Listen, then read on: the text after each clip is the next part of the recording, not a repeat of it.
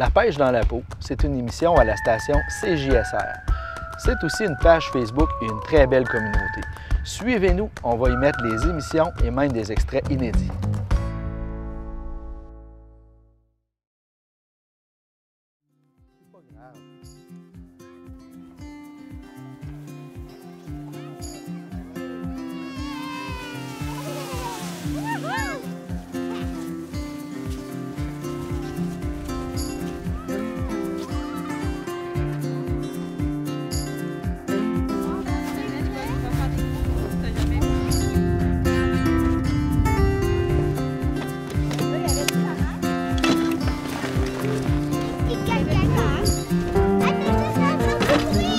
On va faire un tour ici, si tu connais.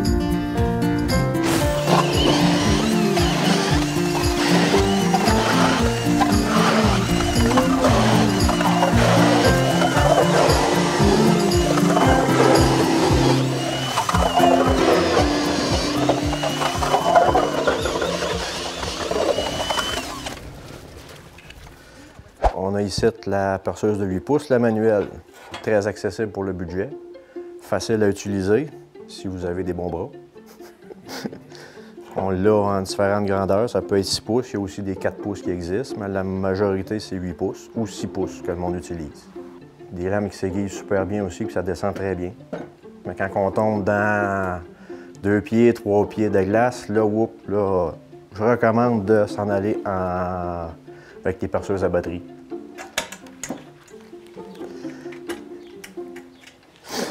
Là, on est prêt à percer, mais avec la batterie. Il y a tellement de glace que je me suis pas rendu au fond. Attends, ça, il va falloir que je prenne la pelle. Il n'y a pas de danger côté épaisseur, ouais. Normalement, à ce temps-ci de l'année, j'ai une rallonge de 3 pieds. Je ne l'ai pas apporté aujourd'hui. On devrait être correct, simplement en tassant la neige comme ça. Pour réussir à voir le fond. Il existe quand même beaucoup de tarières sur le marché à partir de la manuelle. Il y a aussi à essence, les moteurs 2 temps, les moteurs 4 temps. Il existe aussi la perceuse qui est alimentée au propane. Puis maintenant, toutes les compagnies ou presque vont fabriquer des perceuses à batterie. Dans les cabanes de pêche, les abris qui sont de plus en plus populaires, la tarière à batterie, mais c'est très utile quand on perce dans l'abri. C'est une question de goût personnel, une question de budget. On peut avoir une perceuse manuelle qui va être au prix de 60-70 $, et parfois même moins cher. Il y en a qui sont un peu plus chers, qui sont vraiment de qualité. On peut payer jusqu'à 1000 $ pour une tarière là, qui est très performante, une tarière comme celle-ci qui est avec un moteur 4 thèmes.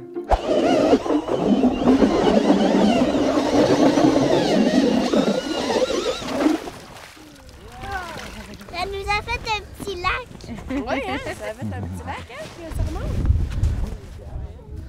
Zéro danger. C'est juste le pire qui va arriver, c'est quelqu'un qui mouille ses bottes. On a vraiment beaucoup de glace. Quand vous arrivez puis vous frappez la glace, si la tranche ne rentre pas, c'est sécuritaire. Si vous frappez avec un certain élan, vous frappez la glace et la tranche rentre à travers la glace, c'est qu'il y a 2 pouces de glace et moins. Donc, on n'embarque pas, on retourne au rivage puis on n'avance plus. Très important, toujours avoir sur soi on appelle ça des pics à glace. Si jamais on tombe à l'eau, pour être capable de ressortir, s'extirper de l'eau, embarquer sur la glace, on pique et on sort de l'eau comme ça. Tu vas m'aider comme ça. Hein? Tu montes doucement. Là, tu attends. Attends. Le lot descend. Là, tu le tasses. Sinon, la glace, elle saute. Tu montes doucement. Tu vois? Ça vient blanc. Là, tu le tasses. Comme ça. Voilà. Bel job. Merci. On va être correct maintenant. Bon, fait que là, notre brindalle, on va l'installer comme ça.